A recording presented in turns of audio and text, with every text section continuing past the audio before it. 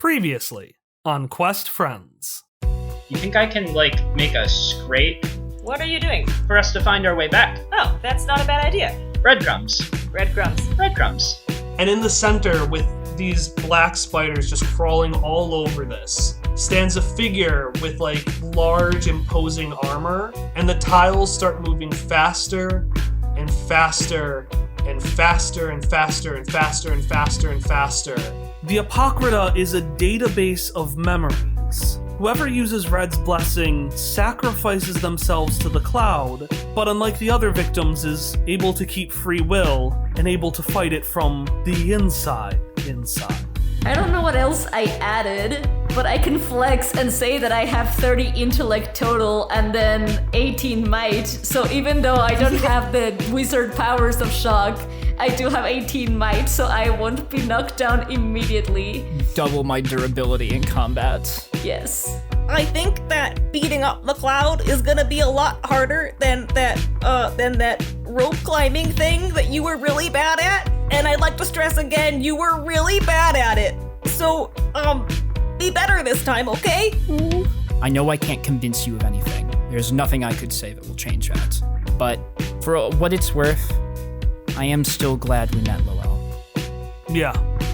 Well, just know, when you all come, I won't hold back. After all, you're the only one I need alive.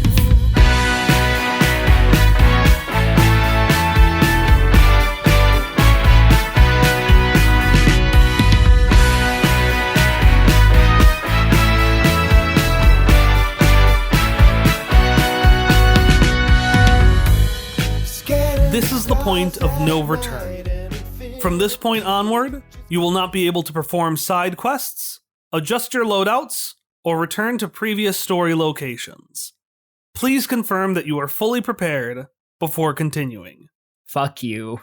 Is, if this were a video game, the warning that you would get. We are currently probably near the beginning or midway through the NPC fight episodes we had. You are all currently in the Ladybug, driving towards the cloud, and it is in your sights. But before we actually get to the combat in the cloud, I wanted to see what final things we wanted to prep. For example, who has Red's blessing? What is Hop's flex skill? Hop, I'm assuming, is declaring everyone innocent, stuff like that. Everybody, except for the ones who aren't innocent. They're the guilty ones. That is, in fact, how the concepts of innocence and guilt work. That's accurate. So, Hallie, let's start with you, because the two things I do need are who has Red's blessing and what your flex skill is. So, let's start with the flex skill. What is your flex skill, Hop? Yes. And how did you get it? You want to know Hop's flex skill and how he got it? Yeah. Okay. Well, his final flex skill, is lassoing. He got it by practicing lassoing. Do you have anything with which to lasso? Well, okay, I assume we still have rope and stuff. We've all got our little kits, the beginner kit that you get. Your little tier 1 level up has rope and other basic things in it. It's listed in the explorer's kit. We've had it since tier 1. We've had rope since tier 1. And we Kyle. have 3 tarps. So surely He could also use the snake in his boot that every cowboy has, even if it hasn't been stated, and use it as a lasso. he's got the snake. He can use that lasso. He's got plenty of lassoing material, and his final flex skill is lassoing, and I'm really excited about it because it's mid-tier, which is the best that I've come up with for any flex skill this whole campaign. It's not pottery or something like that. So Hop is just sitting in one of the seats of the Ladybug while getting ready, doing Boy Scout knots on multiple different lassos. Yes, though. I'm sure he has a book somewhere. Are you disparaging knot tying skills, Kyle? Yeah, Hop knows this stuff. You want to Hop, start some shit? you were gonna ask how he knew it, and I was gonna say no. He read a book and practiced a little bit with cans in the backyard of the wheel, and then he's doing that now. So Hop is sitting there, he's tying knots, getting ready for the battle that's about to happen. If we look up at the front of the Ladybug, Misha is sitting there driving, and I believe, Ari, you also wanted to do your data sphere thing for the day to get a skill. Did you want to do that now or later? I mean, I can say it now if you want. Yeah, what are you summoning into your brain for skills? I am summoning Flea Circus Expert so that I can more easily handle my ants if it is needed into various tricks that flea circus people do, make fleas do, but instead it's ants and crabs. Because they're like small enough. They probably like can learn the same way that a flea. So arguably worse. Yeah. No, exquisite. These are both exquisite skills. We've prepared endlessly for this day.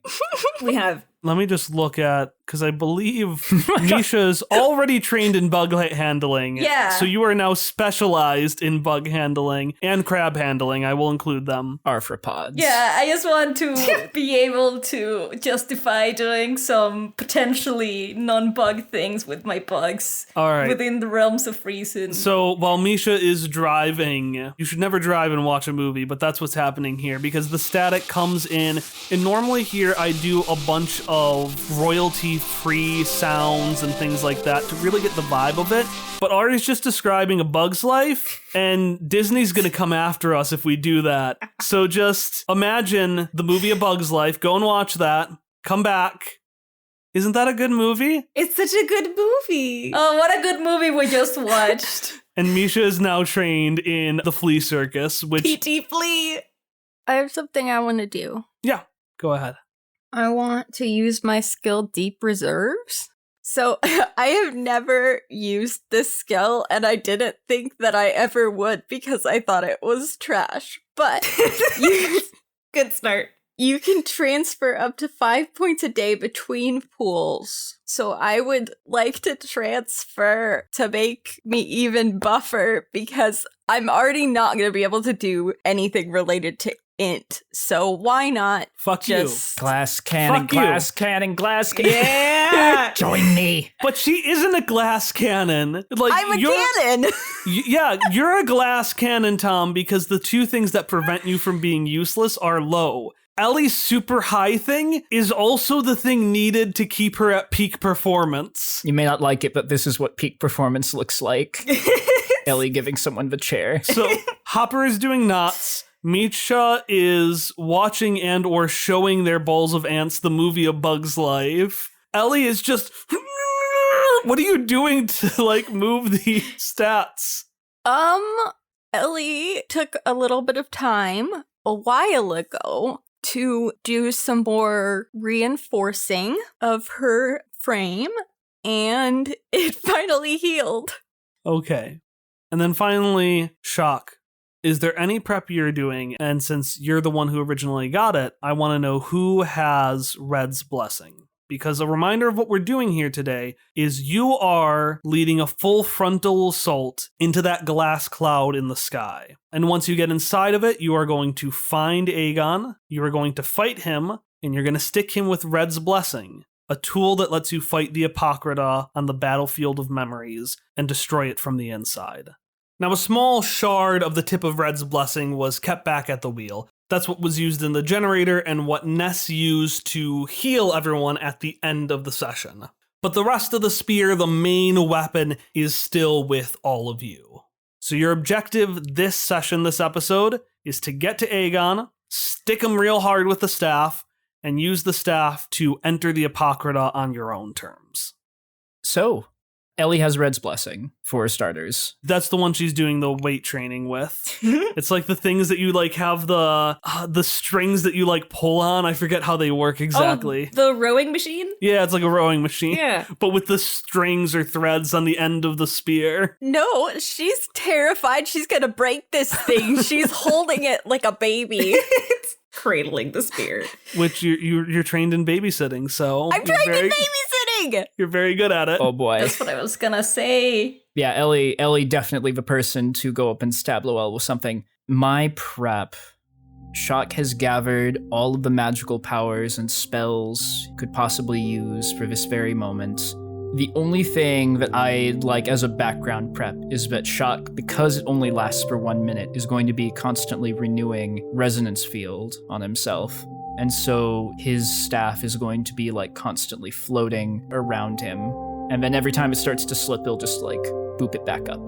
That gives you int defense instead of might. Yes, I can substitute int when I'm making speed defense rolls. Sounds good. And for a note, just for anything for time-based, because we're so loose with time, and I'm only saying this because this is the only combat that arguably will probably last longer than a minute, quote-unquote. Let's just change lasts 1 minute, 5 minutes, 10 minutes to lasts an encounter. Yeah, works for me. So when you cast it for the first time, or have it pre-cast in this case. We don't need to be like, well, time to waste a turn shielding yourself so you don't fucking die. Exactly. Yeah. I want it to sound fun, and Shock spends another turn casting. Recasting my buffs because we're not D&D. We're not about this life. God, thank God. All right. So that prompt from the beginning of the episode, that point of no return prompt, still hanging out there. Were you ready to say press OK? Yeah. Mm-hmm. Okay, click. Save progress. Click. Can we save though? Well, in that case, Misha, give me a driving roll. A driving roll? Okay. I'm not putting any effort. What is this? This is a 14. This is a 14. And no effort, right? No. But it's 2 steps easier. I drive good. So, to set the scene for where we're at, the sun at this point has almost fully set. You're essentially racing its beams to find that blank hole in the sky, and you're close to it now. The Apocrypha is now no longer just a small blip in the sky. It is a pulsing, moving, breathing thing in front of you. Inside of this cloud are a bunch of Prileman ruins, the ones from Obsidian Bay. But you can't see them because surrounding the cloud is this black shell, this cocoon of obsidian glass. And surrounding that is the storm. Shards harshly tearing into each other and moving in a dangerous defense of the cloud. It's the thing that most resembles a weather. That is, except of course, for the bottom of this sphere, out of which tons, and literal tons of shards of glass and spiders rain down upon the Wheel of Boz, which at this point is the thing that you can barely see. So do we all have a clear idea of what this cloud looks like? Because that changes as you get closer.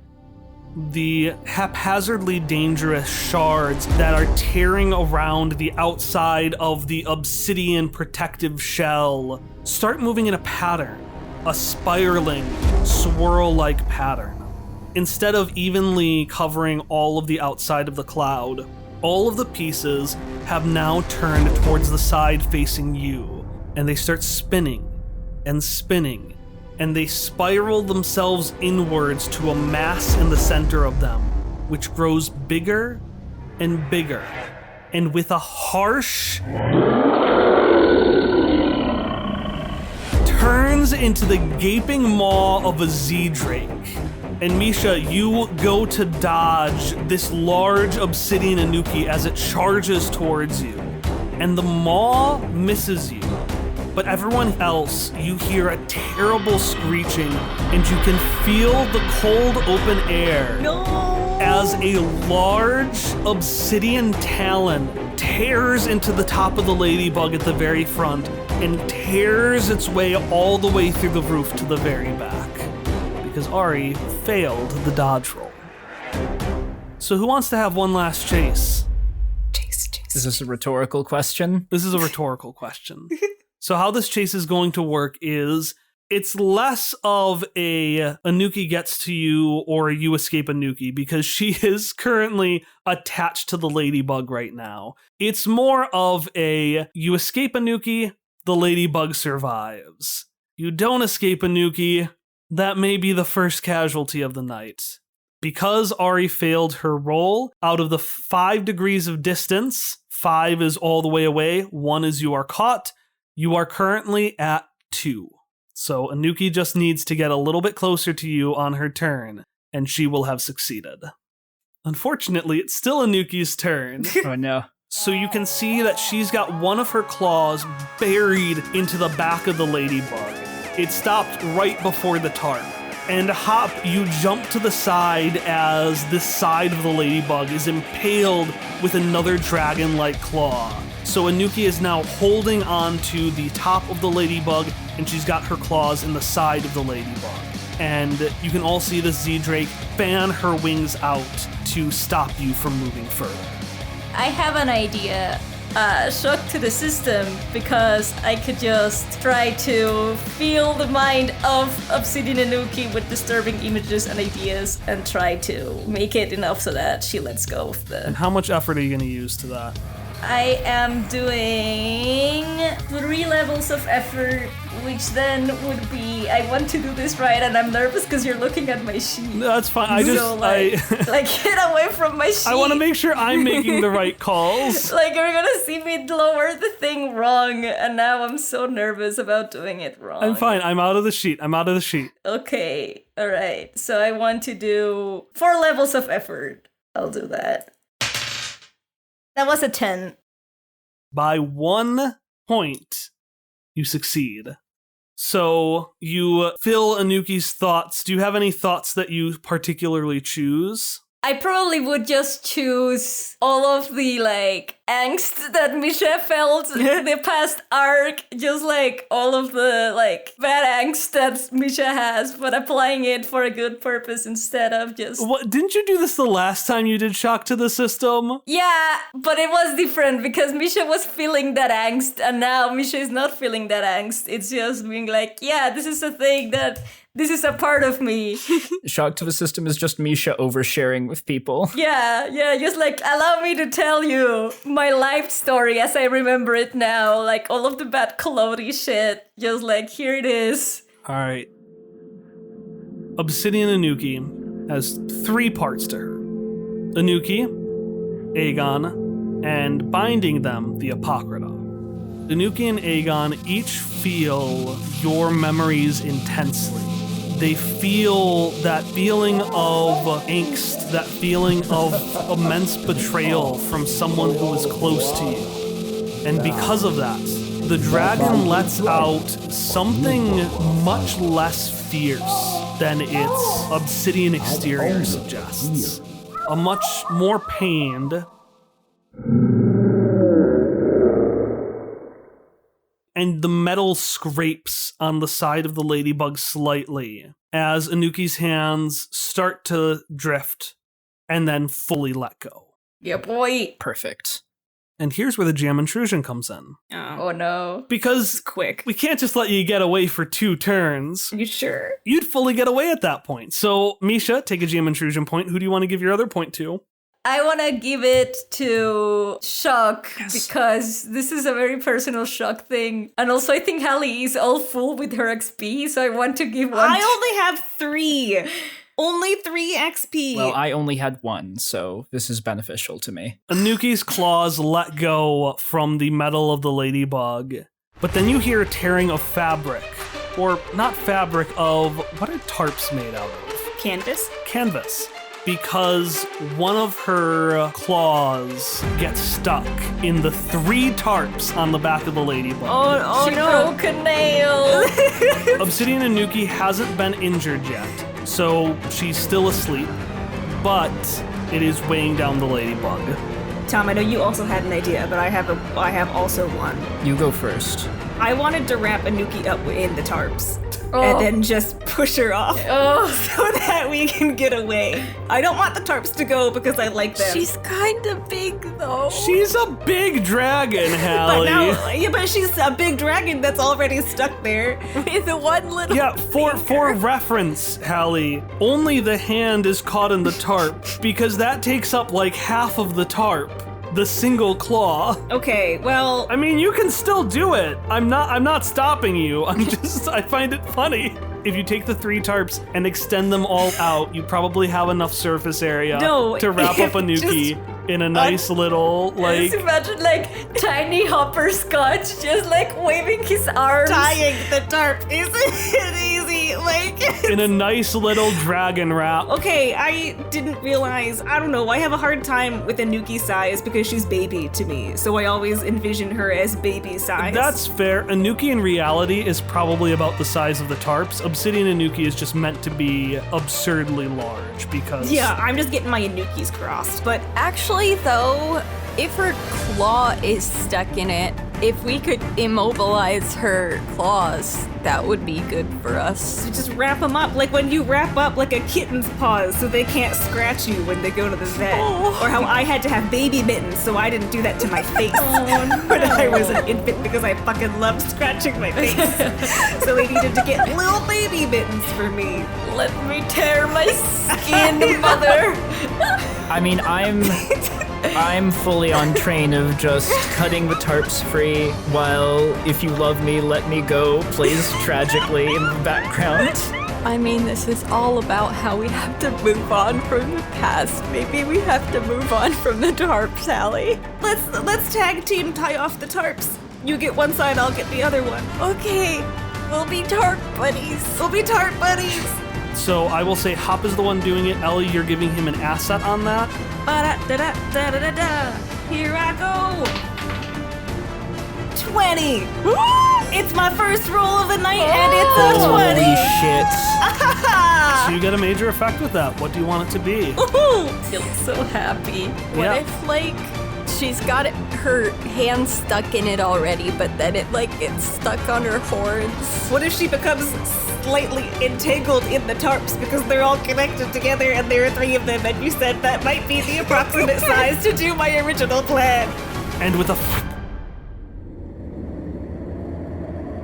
you can hear the screaming wind as the scream of the dragon gets further and further away. Not only because Anuki is falling, but also because it is muffled by her being completely enveloped in the tarp. Shock was getting ready to cut this dragon loose and then just beholds all of the amazing work of the rest of the party. Is just like, you did it! Gun it, Misha! We can get out of here! Misha will do a thumbs up and floor it. And you are now 4 steps away. It is Anuki's turn, and now it's back to you.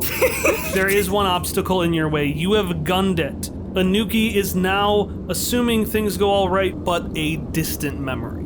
But you're not out of the woods yet, because while most of the shards that made up her are falling, a few have been picked up by the air and returned to this shell surrounding the Prileman ruins where Aegon is hiding, and you're gonna hit it this turn if you don't do something about it.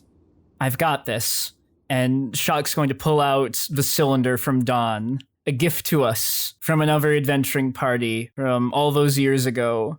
Years real lifetime, not years in-game time. It's like 2 months. It's been 2 months, time. But all those years ago, the very first bonus episode that I edited, we were given this as one final item for the finale. And I've always just been imagining it as like a jar that you open up and then the energy just shoots out. So my vision was to have Shock lean out one of the claw holes, unscrew the cap, and just aim it at the side of the shell and watch it just blast a hole in it. Unless that is not at all how you wanted that to work. You have a knotted jar full of nearly infinite energy. You can use it how you like. Okay. Ellie Badge, you may want to hold on to me so I don't accidentally fall out. I don't know how violent this is going to be. Ellie will, like, grab onto the side of the ladybug and then grab onto Shock's waist and, like, clamp her fingers down as tightly as she can onto the ladybug. Ellie, give me a might roll, and Ari, give me a driving roll. Oh, okay. I'm gonna do 1 level of effort for it. And I didn't need that because I rolled a 20, because I rolled my actually good purple die and not the one that Hallie gave me. Wow. And now that one isn't cursed, so I'm keeping the blue. Mine are good. You cursed the die you sent me. Let me roll before you pick your major effect, because you might need to save me.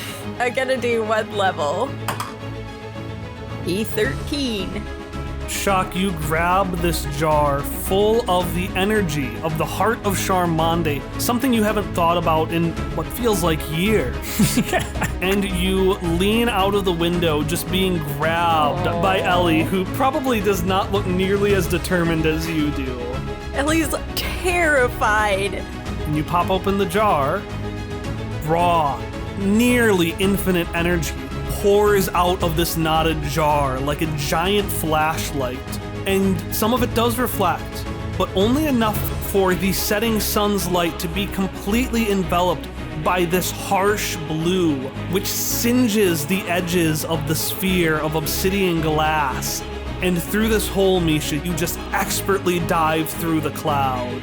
And inside of it, the bright light continues, fully illuminating the inside of this sphere. And you see Obsidian Bay and all of the mines underneath, which look like the uprooted roots of a tree. After swirling your way around, the blue light starts to fade, and it's instead replaced by the green lights of Prilema, the things that help it flow, the light that was B. B is this green energy, and this energy powers all of the ruins. And by this green light, you're able to park yourself on this small patch of square ceramic somewhere in the roots of the ruins. Parkour! I don't know why I thought that, but I did. As you just like normally park a car, you're like parkour. Parkour, the little step legs of the ladybug do some parkour. Flip. You're skittering over the building. There's just this really bad hard rock intro to like Infinite's theme from Sonic. Oh my god. Just super cool parkour.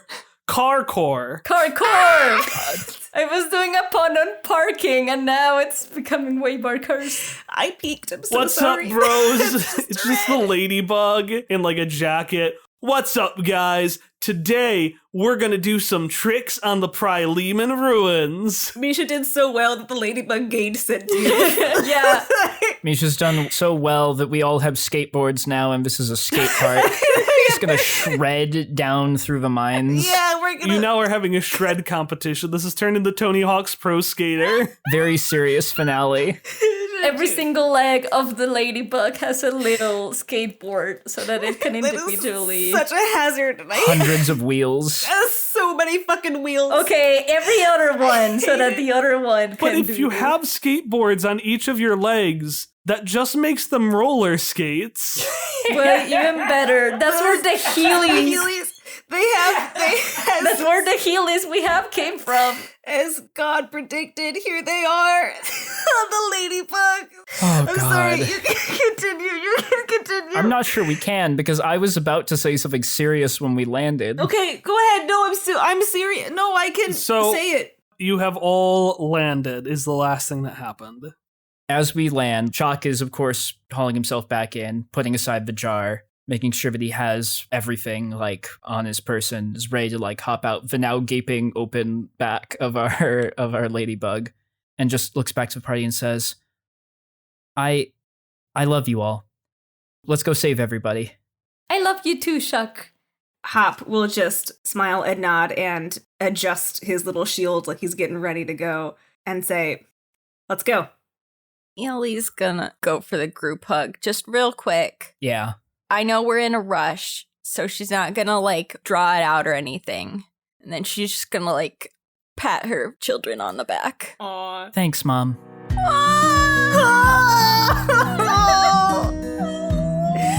Ellie's like definitely not tearing up. She's cool and collected and composed and very tough and not squishy. She's just so buff that her eyes are sweating. Oh, gross. All right. With the hug concluded, I'm guessing we all just like storm out the back and make our way to the weird archway elevator place. Yeah. Yeah. It's still here. There is no wind. You see the green lights which running through the ruins and powering them, keeping them afloat. Looks like still lightning. There's no hum, no sound, just the color reflecting off of the obsidian shell, surrounding and protecting this place from time, reality, everything else. It takes you a second to recognize where you are, because last time you were in here, it was walled in. It wasn't an open air space, but you eventually recognize certain things. You recognize a few of the 8-foot tall panels, as well as these 6 tubes, which are connected in the center of the room around where used to be a pod.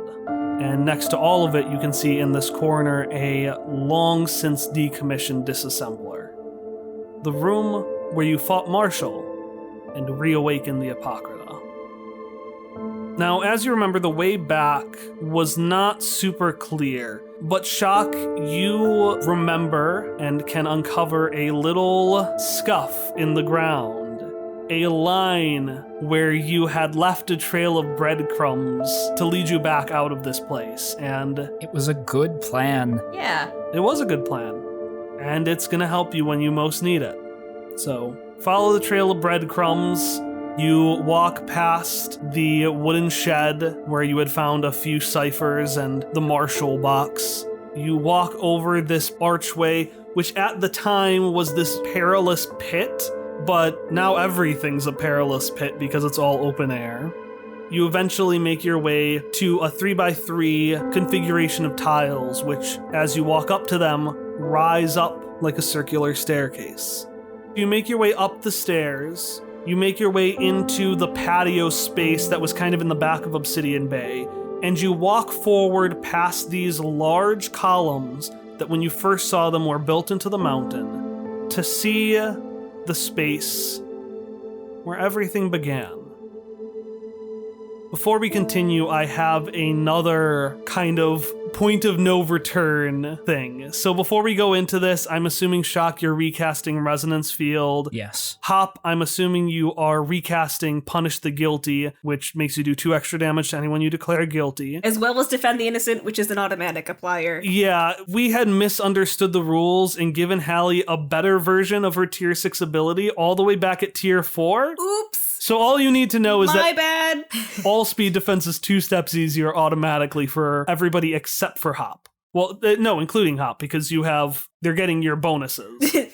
Is there any final prep you want to do? Any action heals or any last words to each other? All right. You walk past these columns and find yourself back in Obsidian Bay. And it looks the same as it did all that time ago.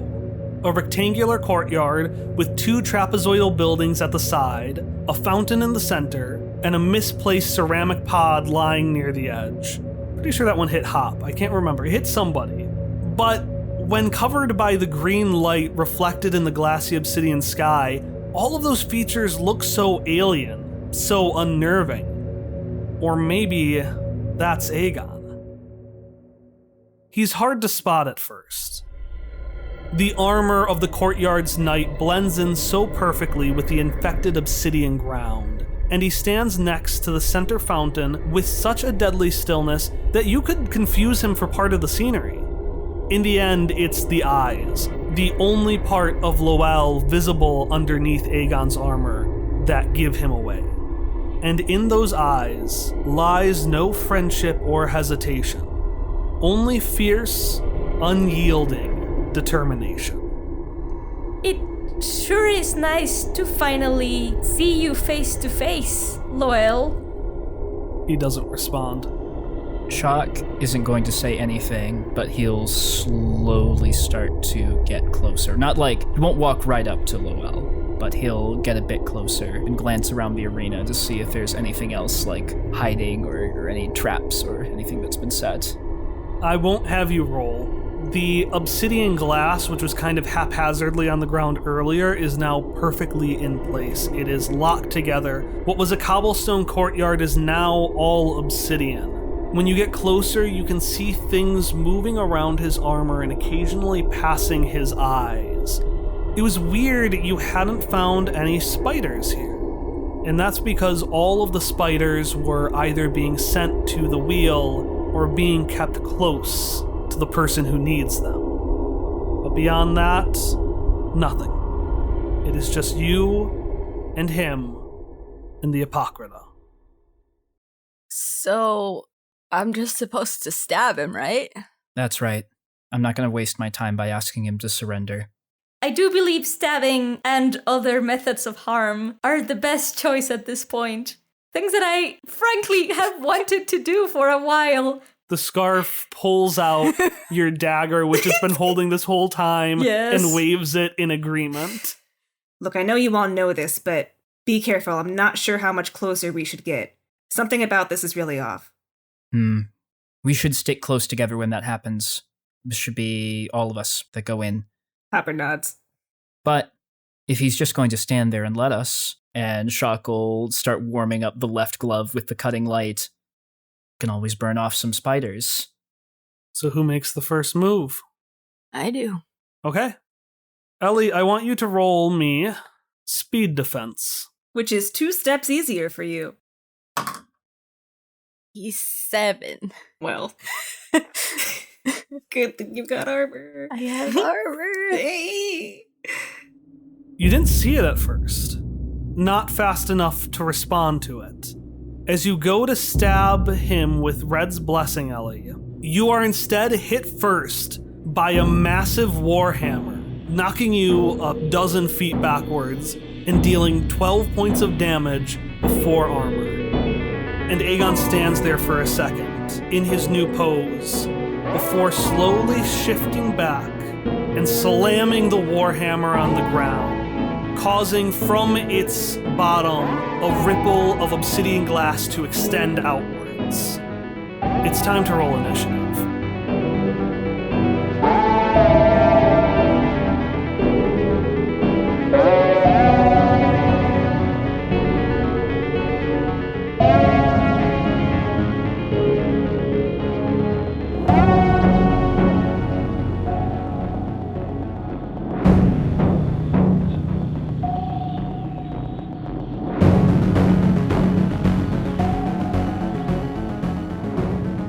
Hello and welcome to the announcement break for Quest Friends episode 81, The Obsidian Cloud, Part 8. I am Kyle, your GM, and our intro song is Friends by MiracleOfSound. Remember last episode when I mentioned that Hallie is GMing a ghosty game called Afterlife Wandering Souls on the Twitch channel twitch.tv/The Crit Show? Well, she's still doing that every Monday from now through the end of October 2021. It is an absurdly fun game with a great cast and with Hallie playing a whole bunch of fun NPCs, most notably the Boatman, a super cool Reaper with a completely unidentifiable accent. Is he Italian? Is he Russian? Yes. Also no. So if you'd like to catch up on old episodes and watch new ones every Monday at 7 p.m. Central Time, you can check out twitch.tv/The Crit Show, or just click the link in the description. Down in the description, you're also going to find a link to our Twitch page, because we are going to be live streaming our final episode, which is next. There's only one session left in the campaign after this. The episode will be releasing on our 4-year anniversary, Saturday, September 25th, and the time will be publicly revealed on social media and in an additional post on this feed next week. The stream will be split up into a listen along of the final episode, a half an hour or so break, which has some really fun stuff going on there, and then a live stream Q&A. So keep an eye out on this feed and on our social media in the upcoming week, and follow us on twitch.tv/questfriends so you'll be informed exactly when we go live. Finally, if you'd like to submit a Q&A question for the Q&A portion of that stream, our end of campaign survey is still open and will be open until 11:59 p.m. Central Time on Friday, September 24th. So please, if you haven't been able to take the time to look at that yet, it'd really mean a lot if you could give any feedback you have. All right, that's all I've got for you today. As I said, the next episode, the final episode of this campaign, The End, will be releasing on Saturday, September 25th. I'll see you then.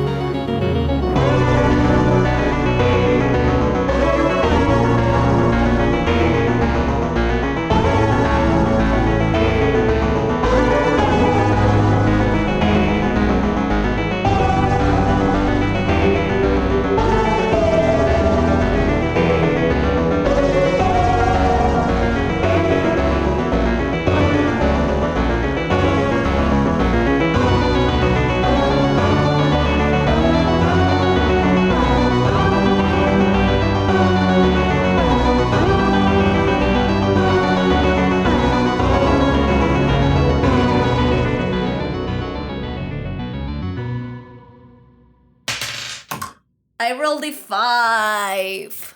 I rolled a 20. Whoa. I don't know that I've ever rolled a 20 on initiative. I may have, but I do know that this is probably the only 20 that I will roll. This is my first ever roll with the special die you got me, the D20. Oh my god, let's see if it's cursed, because mine is cursed. It's your dice. I got a 4. No, Cursed. I wanted you to be before Cursed. me. Before. Hey. And Hallie, what did you get? An 8. I thought I was gonna be last, but here I am, second in the order. It's fine. We didn't account initiative into our plan. It's okay. You just have to revise. This is fine. It's a new die. It just needs to be broken in. Oh yeah, this kind of fucks up our plan, doesn't it? Look, it's fine. If I go last in the order, then that means I'm just setting up for next turn, you know? Okay. It's great. Okay. Yeah. All right, so that puts you, unsurprisingly, first in the initiative order, Ellie. You have now been pushed back. I'm going to say he threw you against one of the trapezoidal buildings, the one that was previously named the Coltrane Bar. I will also be outright with you for this phase, at least. Aegon is level 8, and he is very ready to fight. Great. Well, my most useful things are currently not applicable, but that's okay. I can still hit him. Hit him good. Hit him good.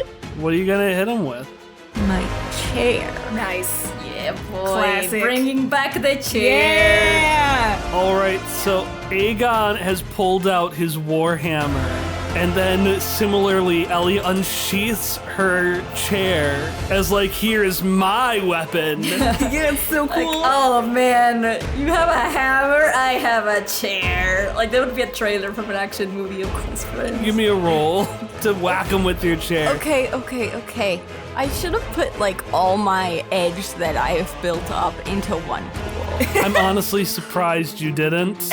I was trying to balance things out better, but I showed you the way, and you did not listen. Are you trained in any attacks? yes, Specialized, I think. I'm specialized in heavy bashing weapons. Okay, so you have one free level of effort, and you have your specialization, so it's already 3 steps easier for you. I rolled a 16. Okay, so you do hit, and you do, it looks like 7 points of damage. Oh. Yeah. How do you whack him? So he threw Ellie back, and then she like staggers to her feet ungracefully, holds up her hand. I'm good. Unsheathes her chair, and then just like books it and whacks him across the head. And it hits him for 5 points of damage total, so an armor of 2. And it knocks his head to the side. And the head slowly turns back to you. Oh god. And you can see the dead eyes staring. Not a fan of that. And instead of moving his warhammer hand, he moves his other hand. And you can hear a rustling underneath before just a gush of obsidian tiles is shot at you. And I need you to roll speed defense. Okay, and I'm gonna do another 2 levels. I rolled another 16. Oh. He shoots the glass at you, but this time you're prepared for unexpected attacks, and you are able to duck out of the way as he shoots the obsidian shards at you. And they hit and stick to the trapezoidal wall you were previously on. And that is one of his 2 actions, because each turn he gets an Apocrypha action and he gets a hammer action. And for his hammer action, he is going to take his hammer and he is going to swing it in a semicircle fashion at anyone who is standing directly in front of him, which from what I understand is all of you. So I'm going to need everyone to roll speed defense. Okay. Because nobody would have moved back at all when he just chucked Ellie. Well, We're all assumed to be in immediate range, I guess, for this fight, so Yeah, no, Yeah. this is fair. that's just how the game works. We're all up there. I'm gonna spend 1 level of effort at this speed. Going to be... What is this? This is a... Oh! Oh, this is a 7. Okay, it's not good, but I thought it was a 1, but it's not. I got a 15 and I applied 1 and then I will apply 6 levels of effort. Jesus. Right, because you have your staff that will block you, right, Shock? Yep, I can take that all from int. And what did you roll, Hallie? 12 with 1 level of effort from me, and then I'm trained in my. And Shock? I rolled a 14. Okay. He swings past Ellie, and at first you're like, oh man, I'm perfect at dodging him, but you realize you aren't who he's targeting anymore, Ellie. It hits Hop, it hits Misha, and then it goes and it hits your staff, Shock, and locks for a second before you knock it away. Don't you dare hurt them. He did hurt them for 8 points of damage. Ow. All right. My babies! All right, Hop, it is your turn. Okay, so question. Warhammer, very big, right? I assume it is very big. Yes, Warhammer, very big. I would say it's probably twice as big as his head, like the top part of it. Right. And, okay, so disarming him via lasso, probably not an easy thing to do. No, probably not. And is he, so Obsidian Loell, not normal-sized person, very big person? So this is not Obsidian Aegon. This is just Aegon. Oh. He's just in a suit of armor. He doesn't have obsidian plating or anything. He's just in his Angulan Knight's armor. And the only thing different about him than usual is he's got all those spiders on him and he can, shoot the glass at you. Real good. Real good. Okay, I'm either going to try disarming him or I'm going to activate analytical combat, which takes a round to study movements. So I want to study how he holds the hammer, etc., to see if there's like a certain part of his swing maybe that his grip is looser, or if I can predict which way the hammer's going to go based on his stance. Yeah, so how does Hop see the world when he does this analytical combat? All right, so he's just been knocked back by this giant warhammer, and then he looks up and it's just the hammer like coming back up from the hit. And he is watching Aegon's feet to see if the ankles shift a stance, and he's watching the hand especially. He doesn't look super like he's studying anything because he doesn't want to give away his plan, but he is very focused on just watching Aegon's movements. Yeah, absolutely.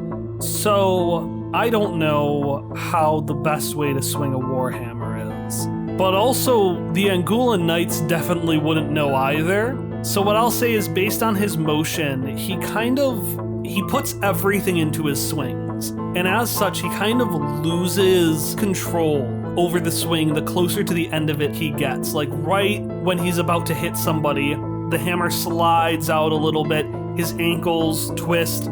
The hammer at the end of his swing is moving more of its own control rather than he is. So if you were able to try to yank it out partway through the swing, it would be 2 steps easier. Okay. If you tried to do it normally, I'd still make it 1 step easier for you because you did some analyzing and you saw some other things, but you really want to get it when he's attacking. Okay. Thank you. All right. It is Misha's turn. Okay, so I am thinking of using concussion, but I don't know how close everybody is, but I don't know, maybe you They're can all check. right next to him. Splash damage. We're all in the blast. But Do it. You are all in the blast zone. well, I mean, what is 5 points of damage, right? You hopefully can take it. I don't know, but it's over half. hear me out. I wanted to do it specifically at the hand because I pulse of concussive force from a point you choose. So what if the point I choose is his hand? And so, if it extends in all directions and his hand is, lifted upwards, it might hit somebody, but it's not, somebody in front of him, It's in his hand, which is raised, you know what I mean? It's just raised, it's in the air. Let me look up the details of concussion so that you don't have to say it out loud. You were like, what if we just put the point in his hand instead of, away from the fight off to the side so it just clips him on the edge? I guess that is also a possibility. That's outside of the spirit of things, and you know it, Tom. I know. But it does say a point you choose. Okay, all right. I want to spend 3 levels of effort for this. So let us. That's a 14. So how about that? How do you let off the concussive blast?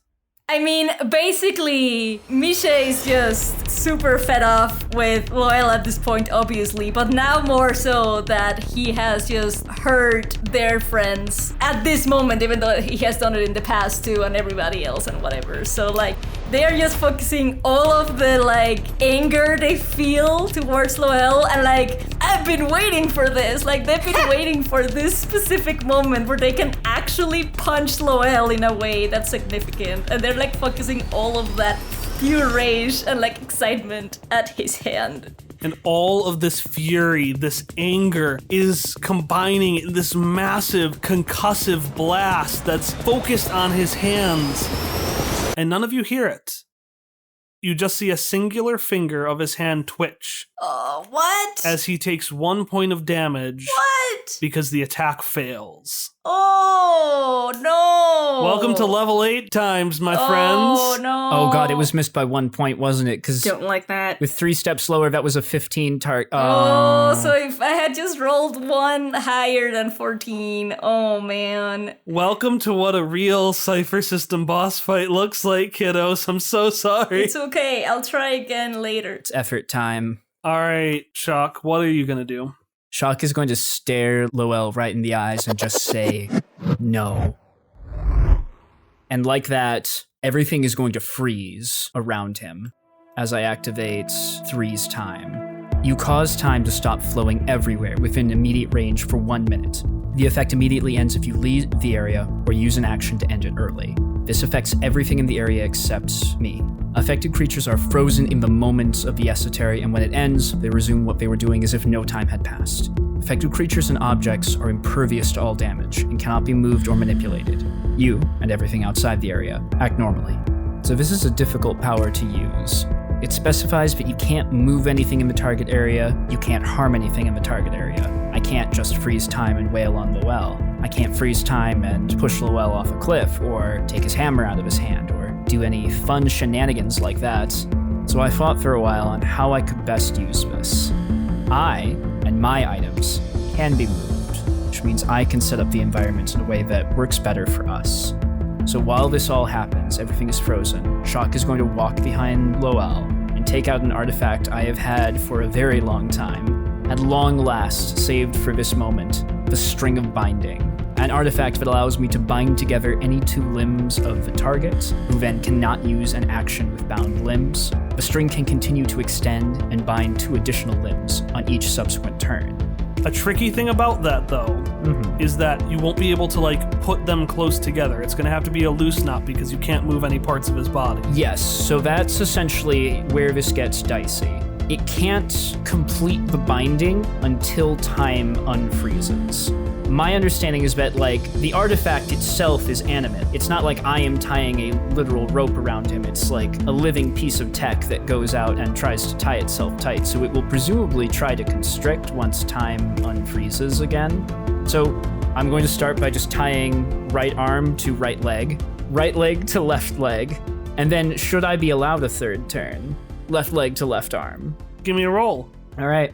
Is this something where effort would be applicable, or is just a straight D20 roll? Let's just do a straight D20 roll, because we're just kind of like... Sure. We're flavoring how things are going, you know? Just to get the tension up, what sort of numbers am I looking for here? I am going to say we're going to do a 3-3-3. If you get under 7, bad times. If you get between 7 and 15, you get 2 of the limbs. If you get 16 and above, you get all 3. Okay. Works for me. Can I use an XP to re-roll that? God It's not a 1. No! It's not a 1. It's a 7. God. Yes, you can re-roll that with an XP. All right. This die is fucking cursed if I roll another bad Use thing. a different one. You sure you want me to use a different one? No, don't listen to me about dice. Don't listen to me. I mean, I've been planning this move since the start of the campaign. It's all been building up to this one singular moment. How do you re-roll using experience? I can feel Loell or the cloud or something fighting back. Shock might have tapped into the powers of Argent and made time itself flow according to his whim, but something is stirring against that, and it is taking extreme focus, and Shock is drawing upon many warm memories to maintain clarity in this moment, focusing on just this moment. No time is passing, no time is passing, no time is passing. 14. Okay. This die is going off to the side for now. We're bringing out the classics. You're speaking, you're projecting that thought out into the world. There is no time, there is no time, there is no time. But you're right. You are plugged into all of this. But the Apocrypha is plugged into you. So as you're saying, no time is passing, no time is passing, you could swear you see Aegon's eyes turn towards you. I was afraid of this. And before time returns, you just hear a voice respond. Then why don't you let me make it so? Fuck! And that is where time resumes, and everyone else just sees Shock now suddenly behind Loell, binding an arm and two legs, just screaming, fuck! And his arm hits his right leg hits his left leg, and he flops to the ground. Yes. Oh, perfect. Yes. And I will say it'll be 2 steps easier to hit him while he's like this. Nice. Yes. Ellie, it is your turn. Yes. Yes. Here's our chance for an all-out attack. Time for Operation Thanos. This is what we've been planning in the other chats. Okay. Ellie doesn't even have a second to think about the fact that Shock is saying bad words again. I have a new skill that I have not used before. It is called Finishing Blow. If a foe is like stunned or prone or disarmed or bound in some way, you can inflict. I wrote down 6 on here, but I think it's actually 8. What? Yeah, 8 additional points of damage. And then I'm going to add an extra level of effort to hit. Okay. Give me a roll. 19! 19! Oh, yes! So, Yay! you by default are going to do 15 points of damage. Now, you can either have a minor effect, or you can do an additional 3 points of damage on top of that. I think I'd like to do extra damage, because I feel like he has a lot of health. He has a lot of health. He has a lot of health. Yeah. Oh, Jesus. Okay. Okay, that's good to know. All right, so Aegon has had his arms bound, his legs bound, and there's a little bit of worry in his eyes as he realizes what's happening. And then he gets clocked with a chair. How do you hit him and do extra damage? Very rarely do people look up at Ellie. But today, Aegon looks up at Ellie, and she looks down at him and smirks and raises up the chair straight back over her head and just like brings almost her whole top half of her body down with it as hard as she possibly can. You hit him with the chair. Not hard enough to poke a hole in it, but hard enough to dent. And in his response to it, he looks back at you, determined and filled with rage, but he can't swing his warhammer on one side. He can't move it. But he can use his other hand. And so you see his hand on the left side start to twist and move, and eventually it pushes down. And I need everyone to roll speed defense again as a wave of tiles emerges from around him and tries to hit all of you. Right, I'm gonna spend 1 level of effort. Samesies. That was a 12. Spend another 6 levels of effort. Mine was 11. Mine was a 13. Oh, a 3. Ooh. Am I getting anything from Hopper at this point? Yeah, you're getting stuff from Hopper still, right? You're all, yeah. Hopper's. Yeah, you get 2 defense automatically. So, Shock, how do you dodge this wave? Shock is just going to do a classic platformer boss jump. Like, the wave of tiles comes, and Shock just, like, I think he even uses the string of binding as a, like, bit of tension and, like, springs up over the tiles as they sweep by. Meanwhile, the rest of you aren't quite prepared for that. Time has just come back for you, and you're still getting used to it a bit, still trying to register what's happened. So all of you get hit by this wave of tiles, causing 6 points of damage, but more importantly, gluing all of your feet and Ellie up to probably her legs in place. Oh no. Oh, that's not good. That's no good. Good thing you can lasso. Hop, it is your turn. All right, well, I'm gonna lasso, but whether I'm gonna get the Warhammer out of that one prone hand, just to get it away. I'm debating whether I should do that or try to lock down the other hand with my lasso. But if I try to do that, the thing at the other end keeping that arm tethered is Hop, and that's probably not as strong. I'm just gonna tell you flat out, that's a bad idea. No, I'm gonna lasso the Warhammer, please. Okay, give me a roll to lasso the Warhammer. It's 2 steps easier in general, and then it is 1 step easier because you can't swing, and then 1 step easier from training. So by default, all of it together without any effort is 4 steps easier. Okay, and I'm gonna put 2 levels of speed effort. 11. You successfully... Yay! How are you doing the lassoing? Are you throwing it, or are you more carefully getting it on and pulling? Carefully. Hop was actually going to get up a little bit closer and try to do some parkour to try to get the hammer to swing in his direction so that he could do his thing of getting it mid-swing, but things changed very, very, very quickly for him. So suddenly he's stuck. Shock is over there. Aegon is incapacitated, so he'll shake himself out of a moment because the chief thing he sees is that the Warhammer is easier to grab. So then he will pat around for his lasso, whip it out, swing it around, and just do a mighty big yank.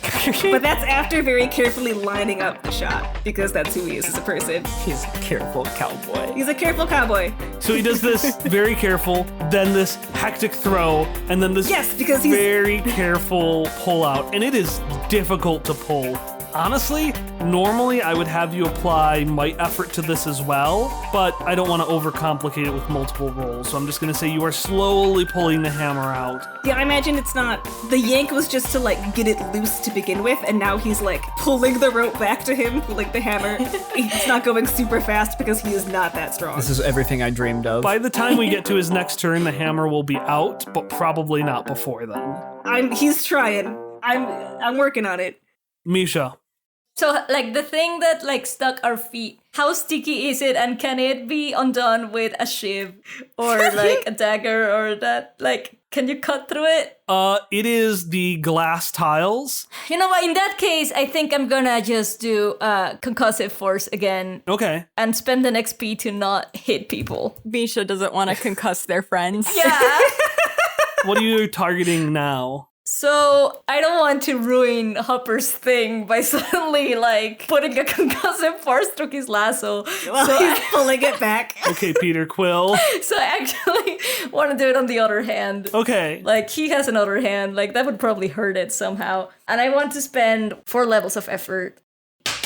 That was another 14, but I spent another level of effort than before, so I assume it probably made me succeed. I don't know. Yes, because he's also 2 steps easier to hit. Oh, that's right. So you're targeting his hand. He's left hand, the one that doesn't have them, because I don't want... Yeah, so his left hand is going, it's making more motions, and it's going to lock you in place next turn, and you just hit the inside of it, and all his fingers splay back, pretty far back, stretched to, just the uncomfortable degree. Oh, no. And he loses 5 might points, 1 for each finger. God, I should have aimed for the head. All right. We're doing the Thanos maneuver. You should have aimed for the head. Shock, it's your turn. Shock will move closer to Hopper and the rest of the group as a whole just to be, better able to help or be protected. Can he move? He's not stuck. Oh. Yeah, I jumped right over it. Shock is spending way too much effort on dodging, but that's a different matter. I'm definitely spending Yeah. way too much on dodging, but I also really don't want to get hit. This is probably why Kyle thought that Shock was in danger of dying, because Tom is so reckless. Reckless, I'm just fighting at full burn. I'm... Full burn, exactly. This is an endurance fight. This is the only fight that is an endurance fight that's going to last longer than probably 4 turns. I do one thing well, and I'm going to do it well here. And it's spending 6 levels of effort. So anyway, while this is happening, cutting light warms up in Shock's left hand, and he's gonna gather up a mighty beam. Let's think this through here. Let's take a look. Ooh, that's a lot of intellect I've used. Ooh. Yeah, exactly. Oh boy. Mm-hmm. We're still in phase 1 of the boss fight. How many phases? So we spend 3. Yeah, 3 and 3. That works. I'm gonna spend 3 levels of effort to hit, 3 levels of effort to damage. Okay, so it's going to be 5 steps easier to hit because he's locked. Yep. So I just need a 9 or higher. Oh, fuck. boy. No. I'm torn because I don't want to do something boring, but also, like, I don't have a good idea of what I want to do with my XP, and I've only got the 1 left. Fuck it. 1 more reroll for the road, just as a treat. As a treat. So Shock is going fully beyond his limits and drawing upon like all of Misha's power from the data sphere, all of this untapped energy that Misha has in their connection to the data sphere, so that like I'm gonna frame it as Shock just straight up fires 2 beams, like fires a beam, misses because he's running around, fires a second one again, not even breaking a sweat. He doesn't care. But I did roll a nat 20 on the second one. Oh, yes! Okay, so if it's all right, I'm going to change your flavoring. Okay. And do you want a major effect or more damage? Can I melt through his faceplate? I don't know what mechanical effect this should have, but I want to destroy, like, the face part of his helmet. Ooh. We'll melt his armor with this. So what does your attack do normally? So it's 5 at base, plus 9 should be 14 total. And we're going to cut through armor with this one. Ooh. Can I flavor this also that, like, after Misha did the hand, they thought, oh, I should have gone for the head, and then Shock shot the thing, and Misha just, since Shock is taking Misha's data sphere connection or whatever, it like... They just have a mental high five. Yeah. Yeah, instead of it missing, I think what will happen instead is you run in front, you get ready, the charge goes up, and the glowing light disappears for a second out of the cutting light. And then gets a second burst of power from your XP and your natural 20. And it just blows an immense, enormous light straight at his face. Cutting, in fact, to the next phase. Oh, no. Oh. What? This was the first phase. You blast off his armor, and the mask goes away, the eyes illuminating with the fiery light, which shaves away the rest of his helmet, revealing underneath Loell, but not as you expect him. At first you think maybe you singed him because his thick auburn hair is now just a few thin strands. But then you see the rest of his face. The pale skin with bits flaking off, and other parts that had flaked off long ago. Sunken out eyes with deep rings inside of them. A mouth that is stuck in place with rigor mortis. Ugh. And all of you see underneath his armor what Aegon Stormbreaker has been all along. Nothing more than a corpse, puppeted by denial. You know, I think at this point, let's cut straight to phase 3. What? That's not how numbers work. Ma'am, Where ma'am, I'm an accountant. There was going to be a phase 2 where Anuki came back, but since you've revealed his face, I feel like not cutting straight to the chase would be a bit wrong. Snap, snap, effortlessly, he breaks the threads of the string of binding, and he raises his non-Warhammer hand to the sky. No. And as you all look up, you see the still shell of the outside barrier shake, and a deep, earthquake-like rattling reverberates through all of the cloud, and the shards start falling. Everyone roll speed defense. Man, I'm gonna put in 2 levels of effort this time. Also, I'm assuming everyone's pools are looking pretty good? They're alright. They're better than they could be. Half my int pool. All right, cool. So less holding back now. Got it. I don't know if I would say that. I don't know if that's the, like... Alright. 2 levels, yeah. I'm spending 2 levels of effort on this, so... Gonna spend 5 levels of effort. Oh, that was an 18. I rolled a 17. I rolled a 4 with 2 levels of effort. 15. The shards start raining down from on high. None of you get hit except for Hopper, who's hit for 6 points of armor-piercing damage, as you are too distracted by the Warhammer, which you yank out right as it happens. Yes. So what's going to happen now is every turn, in addition to Aegon getting his actions, shards, infinite falling shards are going to fall on the battlefield.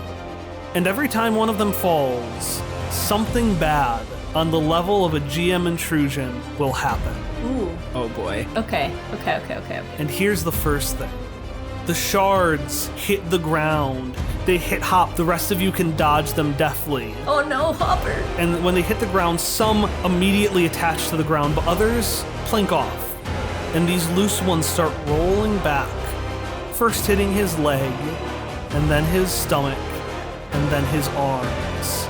Obsidian glass shards all covering Aegon's Stormbreaker. Oh, here it is. Making him taller than he ever was before, 10 feet tall. God damn it. Covered in these obsidian shards that eventually form a new immovable mask over his forehead, his mouth, and finally, those 2 previously visible eyes.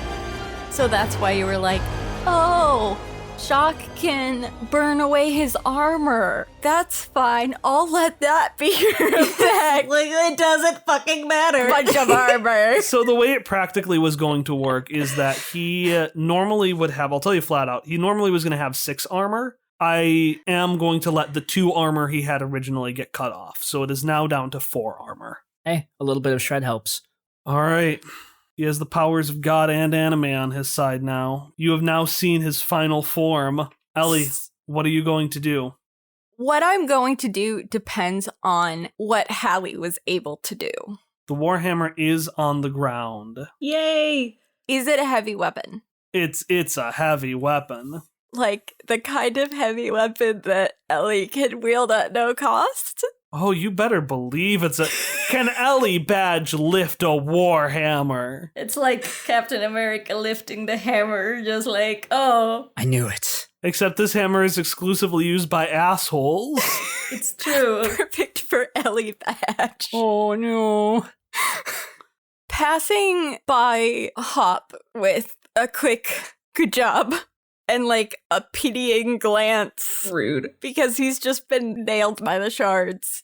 Ellie's going to, as she approaches, dip one of her hands down and grab a hold of the hilt of the Warhammer and hoist it back over her shoulder and try to hit Aegon with his own hammer. Yeah, give me a roll for that. I'm going to say it works functionally. That you know what? Fuck it.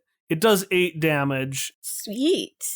So, again, specialized. This is a heavy bashing weapon. It counts. It's 2 steps easier. Okay, well, it's 3 steps because I have Opportunist, which gives me an asset on a previously attacked target. Okay. And then I am going to put in a level of effort to hit 15.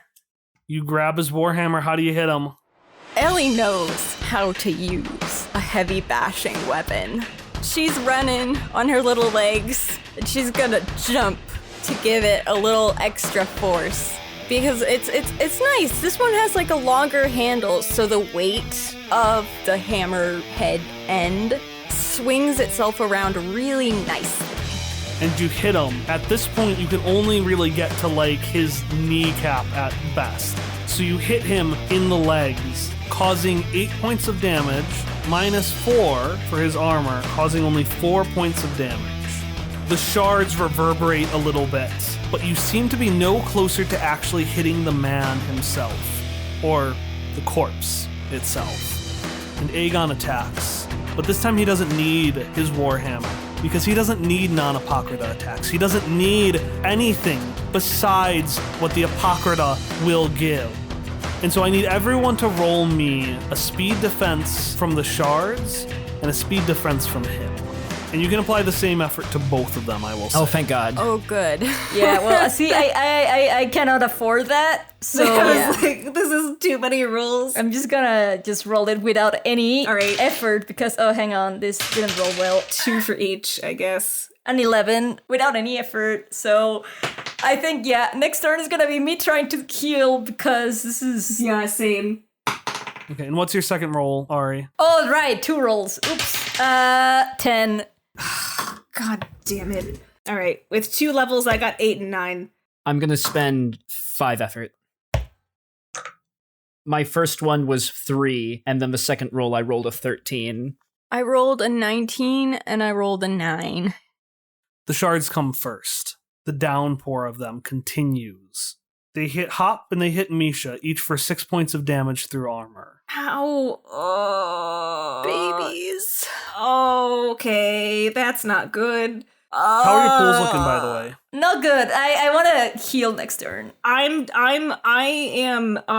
have 2 in speed and 19 in int. I have 4 in might, 3 in speed, and 5 in int, so I'm like not to 0 in any, but like, you know. Well, the shards hit the ground, and as they hit the ground, with a massive hand, Loell slams his hand on the ground, causing them to launch back up again in an area of effect attack that causes 10 damage to Ellie, Hop, and Misha.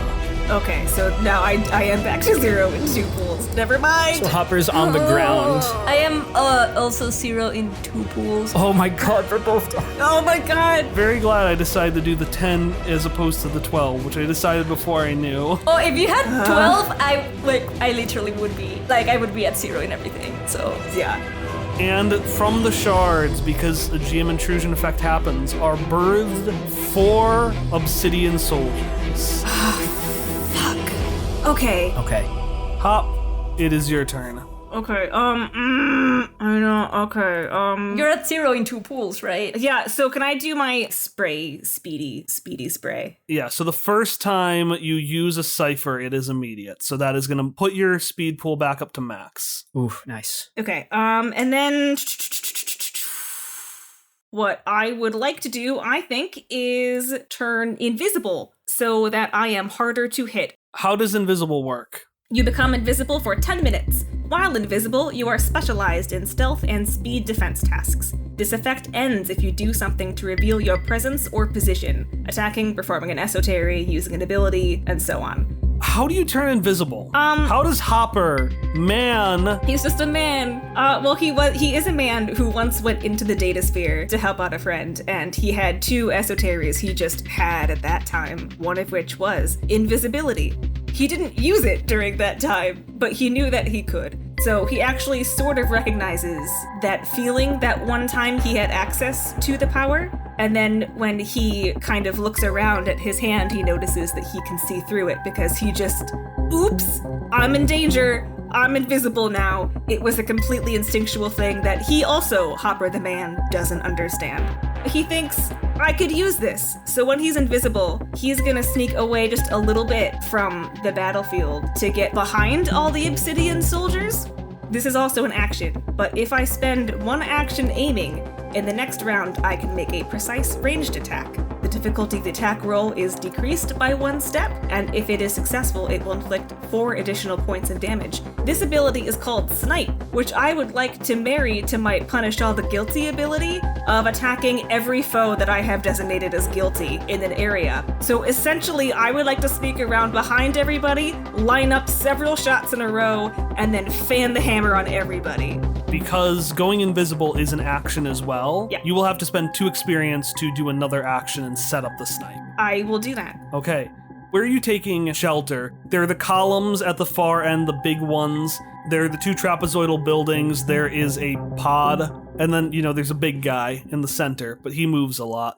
Probably under one of the eaves of the trapezoidal buildings, because they're trapezoids. He likes that shape. All right, Hop, you are set up to not die and set up to hit every enemy next turn, assuming we all make it there. Misha, what are you going to do? So I want to use my spray metal, which would heal my might up to full, and I want to do a recovery roll as well. All right, so you're spraying the metal on yourself, and while you're doing that, you're doing something else. What else are you doing to heal yourself? Probably Misha, by watching Shock fix Ness and just doing all of these machine things, kind of has learned how to do it on themselves. And so they are gonna kind of follow that things that like Shock has taught Misha how to do in order to get fixed. They also really want to make the quippy remark to Loell, but like they are not able to at the moment, so I'm gonna wait until like next time. You're healing yourself and you're just putting up like a finger, like, wait, just 1 second, let me. Yeah. So I roll, what do I roll? Is just add a 20? A d6, and then you add 6 to that. Okay. All right, that was a 3. Perfect. So Hop has gone invisible and run to God knows where. A trapezoid. Misha is just sitting there angrily healing themselves. Shock. You have seen 2 of your friends almost die, and you have this towering monstrosity that is refusing every attempt for humanity in front of you, embracing this horrible mentality. What are you going to do? Misha, what is the max for your intellect pool? 30, I think. Yeah. Tom. The spray mind max was for me. That was the point of the burn at full max strategy. No, don't give it to me. Because then I could like go full throttle, and now I'd be able to bump it back up to full and keep going full throttle. No, keep it to yourself. And that might be the better tactical move too. No, don't give it to me because yet. then I can do a lot, but... If Vicious is Shock trying to do it, they would mentally tell him not, like, I'll be okay, Shock. Don't use it on me. Keep it for healing. Yeah, Shock, what are you going to do?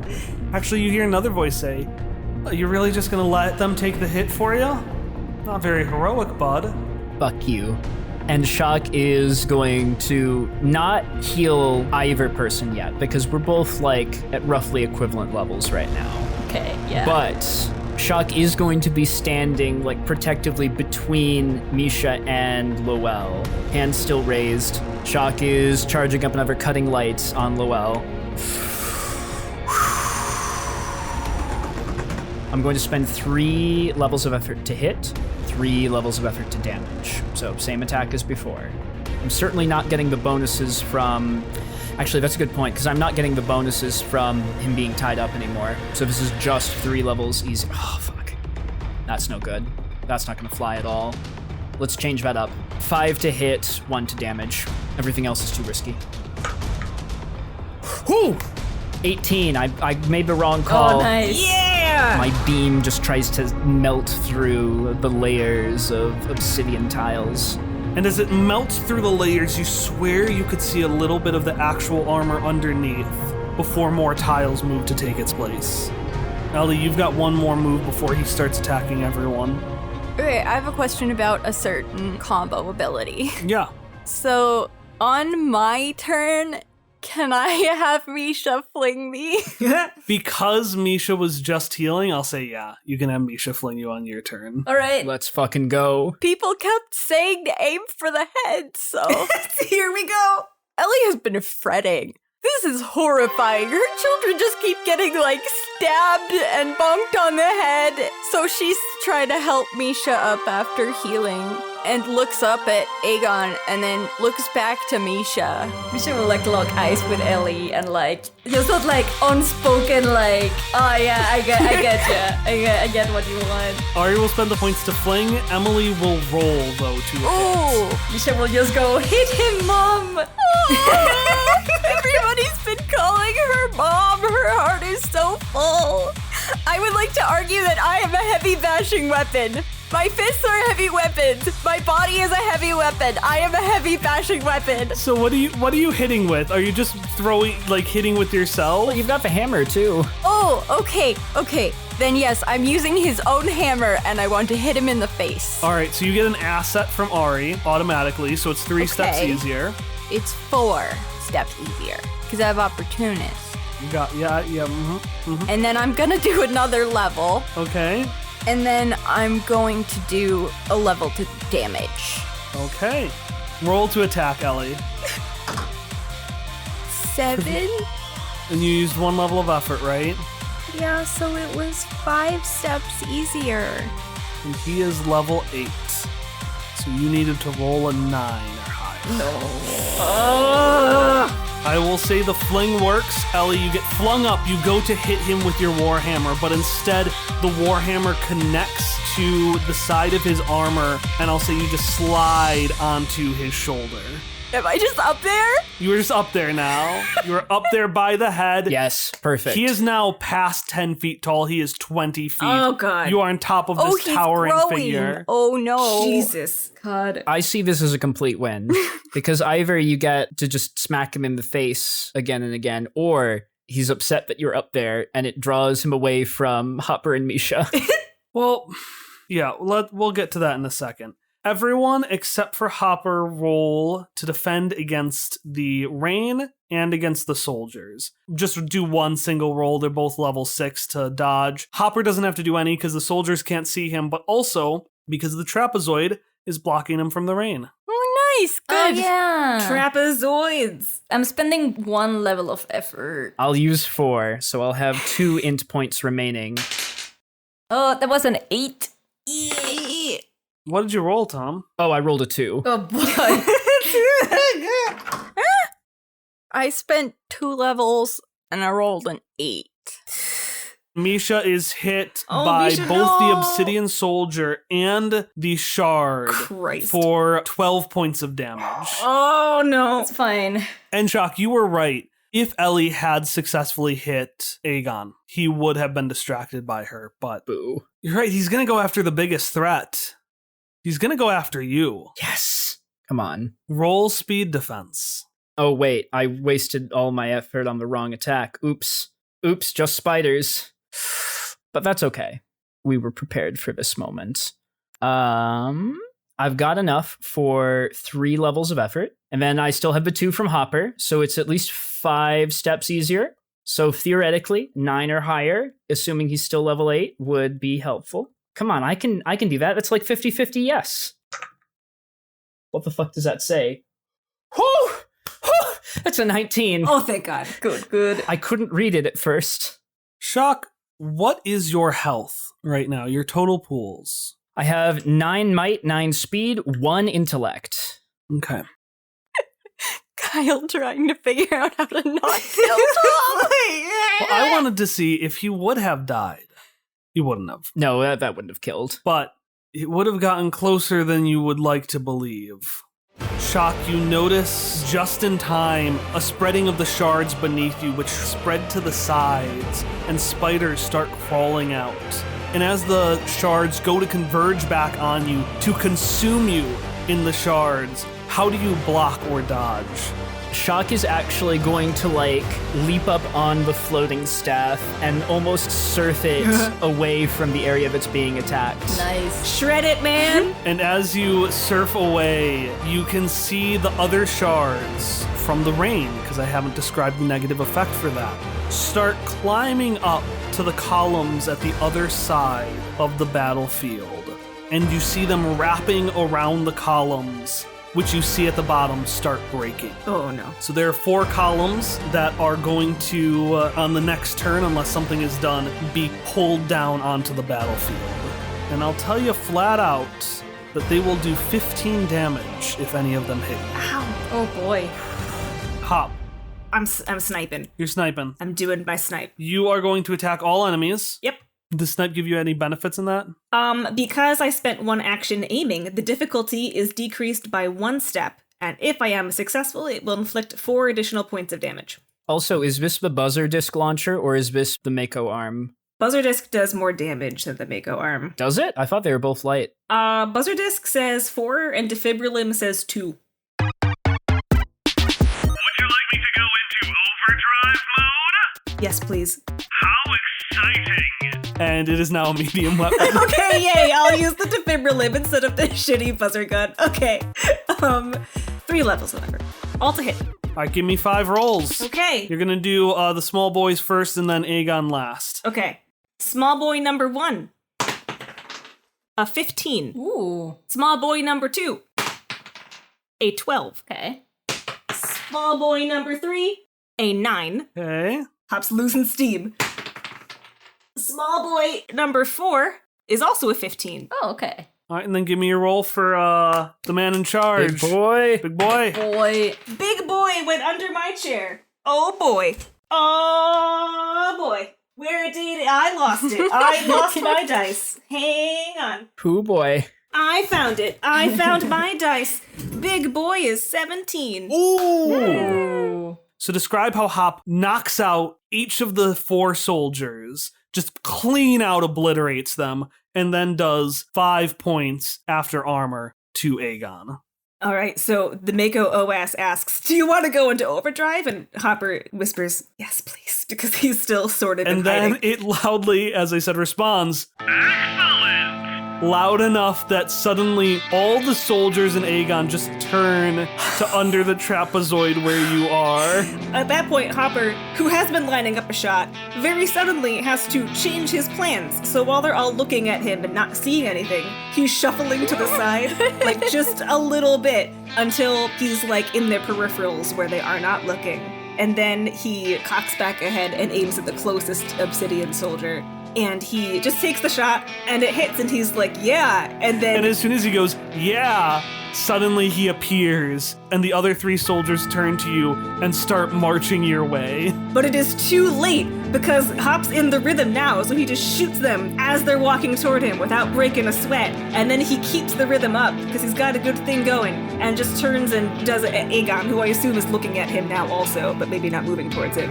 And the Mako OS hits, and you can hear the burning of spiders underneath the armor getting destroyed by the defibrilum arm. Nice. Yes! And you see that some of the shards of obsidian glass seem to be breaking off. That is a good sign. He is very close to damage, but we'll talk about how close he is to damage when we get to his turn. Misha, what are you gonna do?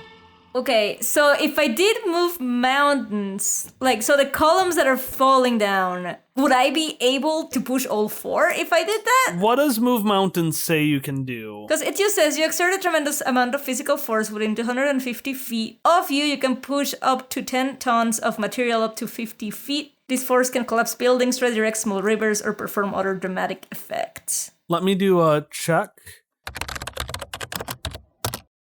Unfortunately, I just checked up the Roman facts. A column drum weight ranges between 29 and 33 tons. Damn. Okay, so that's not... All right. Okay, but these are like fantasy columns. They're fantasy I'm just using a template, all right? Damn it. If it were close, if it was like 12, maybe, but this is 3 times. How could Totalis Rankium betray us in this moment? They're just the terrible columns of, I forget who... Trajan's columns, that's what it is, just 4 It's of the them. column of Trajan. That's what the No. fact pulled up for. No. Trajan's column, basic statistics. Fucking Roman Donald Trump is going to kill us. We can't have just 1. We have 4 of those, like, manliness, like, statements. Each in a different pose, of course. Yeah, anyways, I have another idea. Okay. So, like, I have the barrier thing where I can create an opaque stationary barrier, but it's like 10 feet by 10 feet. So I don't think that's... Yeah. How big is that for protection? So 10 feet by 10 feet, I would say...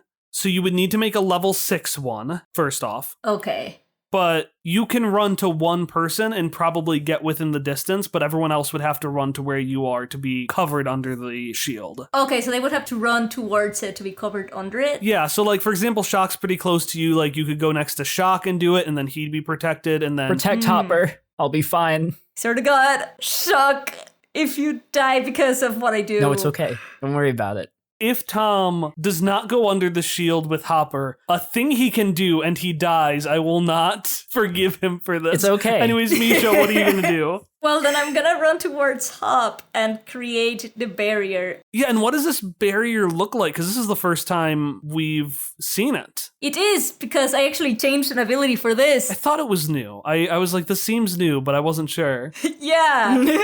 It says that it looks like solid energy. It's like a translucent purple colored barrier that looks kind of like light, but also like glass in a way. But it's like all like pretty purple because Yeah. that's their color now. Like it's kind of like a bit of an extension of the scarf, even though it's not. That's what I was thinking, actually. You run with the scarf, and the scarf, in fact, wraps around both of you and seems to extend further than is physically possible for it. And you have this purple fabric barrier around you. Yes. That's cute. Shock, First off, because it doesn't cost me an action, I will use my Spray Mind Max on myself. So now they can't kill me because I'm at full health again. Oh, nice. Thank God. I'm torn because I feel like the most fun thing I can do right now is far step onto Loell and try to point blank him with cutting lights.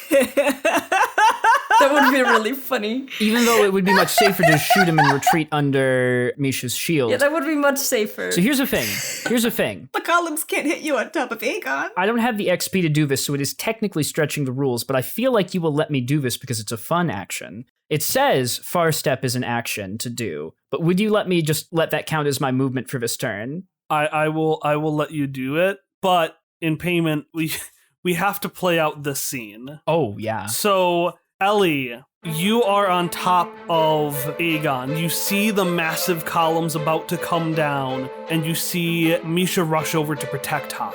And you see Shock turn and start to run too. And then he disappears. And with a little you hear, to your horror, Shock far step right in front of you. What the hell are you doing here? There's a shelter! I'm finishing this. And I'm going to use a cutting light at point blank. God, just like directly. Just cranking out of context quest friend spoilers. It's beautiful. Fuck, which die do I even use? This one was blessed earlier, so I'm gonna use it. 6 levels of effort, of course. 4 to hit, 2 to damage. I'm feeling lucky. Those are your last words. I swear to God. I got a 12. That's 5 plus 6 minus 4. How do you hit him for 7 points of damage? So Shock far steps up to the other shoulder, says that I'm finishing this, charges up another beam, gathering up the light in the palm of his hand, once again just shaking with power, and just holds it to the side of the obsidian head and just lets it melt in. And the armor melts off, and half of this fake obsidian helmet disappears. And, like with everything else, he doesn't respond. Before Ellie's turn, a few things happen. The columns finish breaking, and they all fall down to the ground. They do not hit you, Shock and Ellie, because you are on Aegon's shoulders. And Misha, you couldn't even tell, with the exception of a few flakes of rubble, that they had even touched the scarf. And you hear nothing else. The rain is stopped. But why is there a rumbling? The half of a mask that remains for Aegon looks up at the remainder of the shards in the sky, and you can see the rest of them start to congeal together into one massive push that at the end of your next round of actions will hit the ground as a level 10 attack. And if it hits, bad things will happen. He has 18 health left. You all have 1 round. Ellie, what are you going to do? Wait a second. Aegon is not using his hammer. He is disarmed. He has the Apocrypha as his weapon. He is disarmed. I mean, half of the Apocrypha helmet is melted. He is disarmed and disarmored. That could be considered a minor hindrance. Those do fit the definitions of those 2 words. It's true. You know, I think this is a really good argument. How much XP are you willing to spend for that argument? Anyways, if you wanna hand over 1 XP my way, sweeten the pot, sweeten the deal. I will bribe you with 1 XP. Okay, sure, yeah, he's disarmed. Yeah, sure, whatever, he's disarmed. What benefit do you get from that? Finishing blow.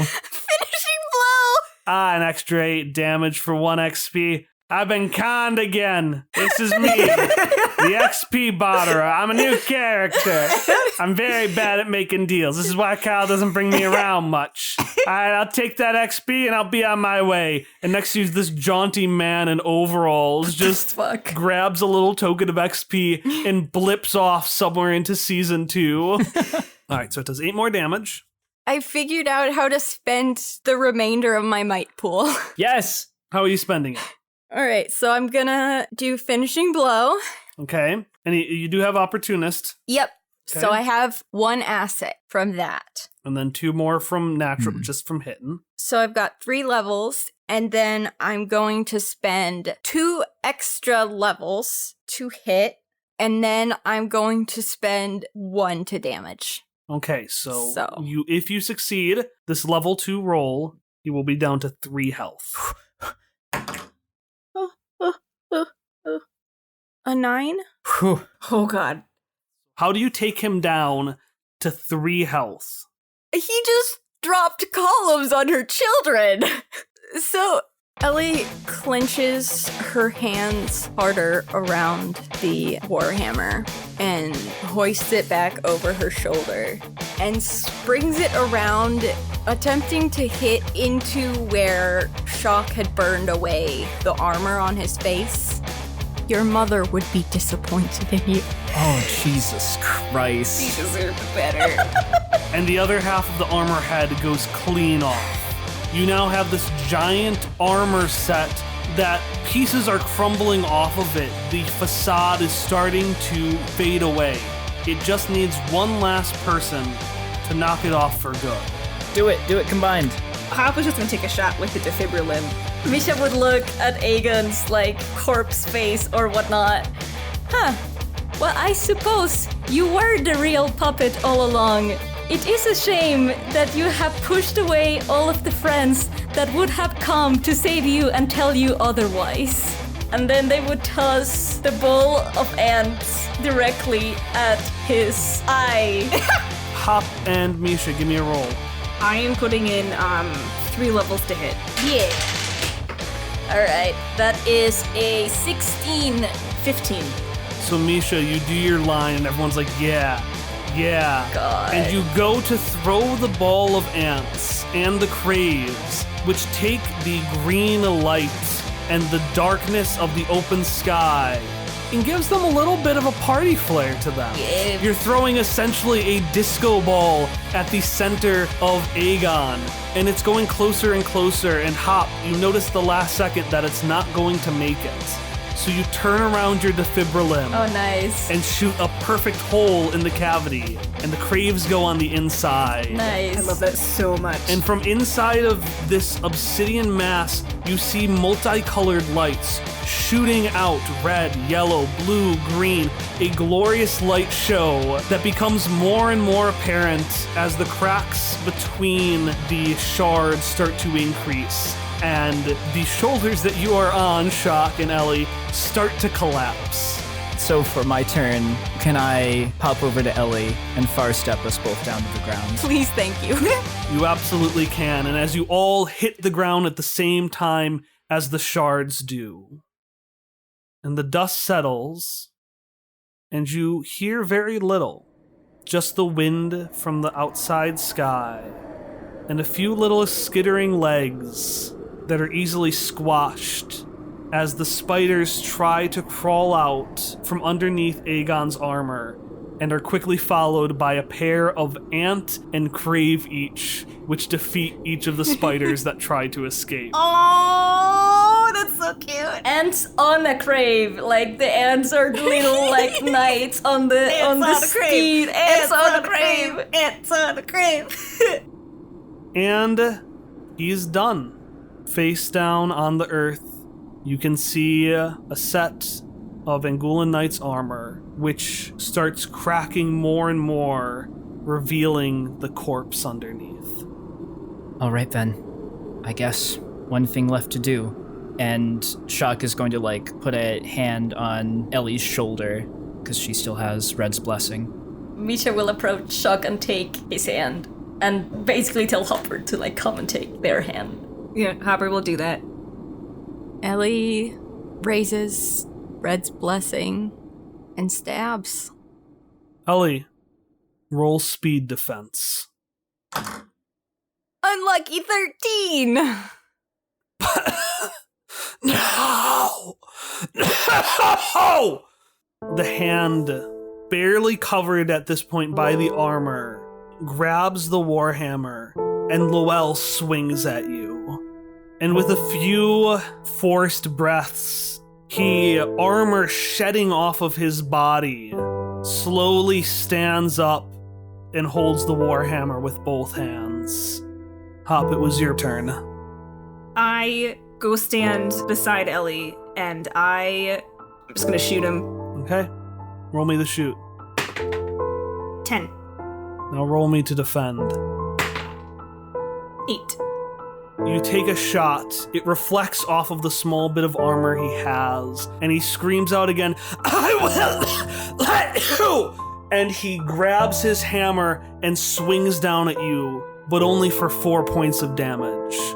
Misha, it is your turn. I want my scarf to shank him. Roll me an attack and a defense. I'm not even going to spend effort. That was a 20 for the attack, so that is Major effect or more damage? probably major effect. I don't know what it would be. I have an idea. The scarf goes and it stabs him in the chest. And Loell doesn't seem to respond much except for being pushed back, not by the stab, but by the force of it. And shakily he raises his left hand to shoot at you. I am not a failure! And he goes to shoot the Apocrypha shards at you. And nothing happens.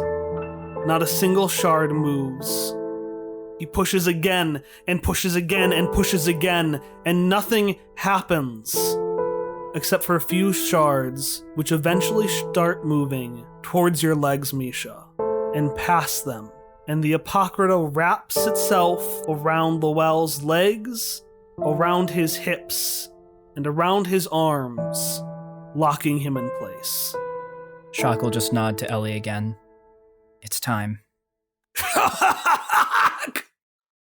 Please. I'm sorry, Loell, but you have to learn to let go sometimes. And Ellie? Ellie looks at him kind of pityingly. Not sympathetically, no, but she pities him. And she raises Red's blessing again. Dead is dead. And she will stab him with Red's blessing. From inside of Loell, lights start to shine out. And this light eventually rises itself from the tips of Red's blessing all the way up through its staff. And as Loell finally goes still, the staff sparks to life. The ropes rise, each of their own accord, each thread on the end reaching out and grabbing onto all of you as the light from inside the spear takes up the entirety of the dome space. And this light overwhelms you, it overwhelms your eyes, and it feels like it overwhelms your sense of smell, your hearing, of taste, of touch.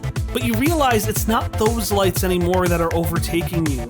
It's the sensations of every single memory you have ever had. But more than that, it's the sensations of every single memory of every single person trapped in the Apocrypha. And it's time to set them free.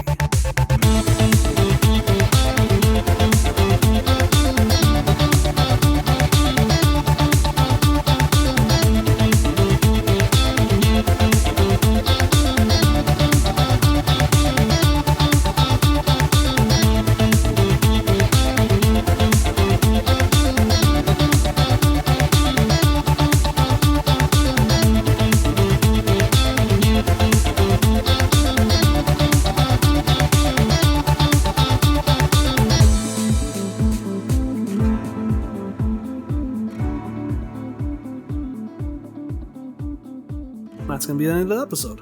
Nice. We did it. We did not die. We did it. Yeah. It was good stuff. Yeah. Yeah, we did so good, guys. We did not die. I'm happy I could protect Hopper and Misha. Yes, thank you, Christ. I feel like we were the most vulnerable people in the party. Definitely.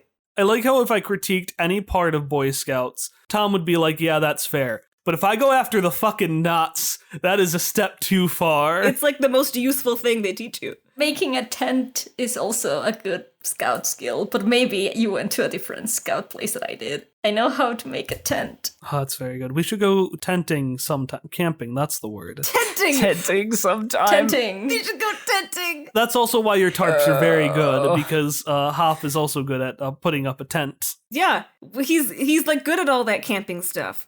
Like unironically. Where we're going, we don't need roads. My need purple dye, my true love. The other one is good, but this one is my boy. Look, I didn't curse it on purpose. It's just that way. Okay, so Hallie is dead. You don't worry about it. It's fine. We're shredding in. We're dropping like Sonic in Sonic Adventure 2 on hundreds of tiny skateboards. And suddenly, the Kool-Aid man just... Well, that's it. Show's over. Campaign ends. Kool-Aid Man shows up and saves the day. It's like we just burst through the Obsidian shards. Like he didn't even need a magical Cypher. Because there aren't a whole lot of walls where you're fighting Aegon. He just bursts through the floor, causing a hole to happen underneath Aegon, and he just falls to his death. I'm just imagining this with like the shitty Sweet Bro and Hella Jeff comic book animation. Oh my god. Like static images just flipped on their side, bursting up through the floor. We'll have to re-edit the scene where Ness says they did it, so that before he says it, we just see this body just drop 2 feet in front of Ness, and then my god, yes. I knew it. God damn. And the Kool-Aid man doing a thumbs up as he also falls like, oh yeah! Oh yeah! Is falling behind. The worst part is because of the nature of the finale, the Kool-Aid Man may not be gone. He can come back at any time. I am not sorry about We're this. going to give Hallie a moment here, and then we'll, get started. We'll continue with this very serious episode. Right, Hallie was already dying. I was like, you know what, let's just go full or go home. I'm sorry. I know this is a season 2 thing, but can the mascot of the little school in season 2 be the School-Aid Man? And he's got a little backpack and some pencils.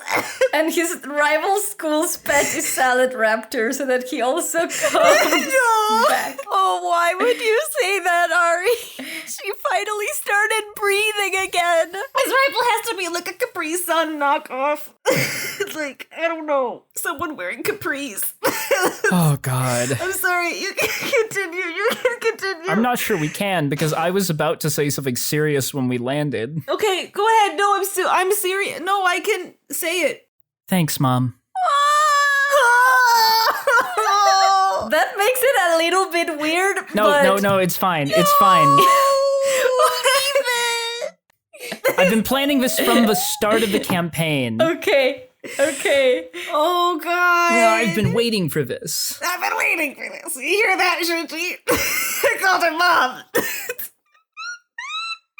There she goes again. Hopper won't call her mom for a while, but it's going to be very uncomfortable when he starts it. I was going to say, Hopper probably won't, and he's going to hate it if he ever has to. Well, considering how things are going with you and Sarah and her and Ray, I know, but it's going to be deeply uncomfortable. Like after the wedding with Sarah or whatever, like Hopper will try to be like, hey, Mom, and then like stop halfway through, like, no, this is not.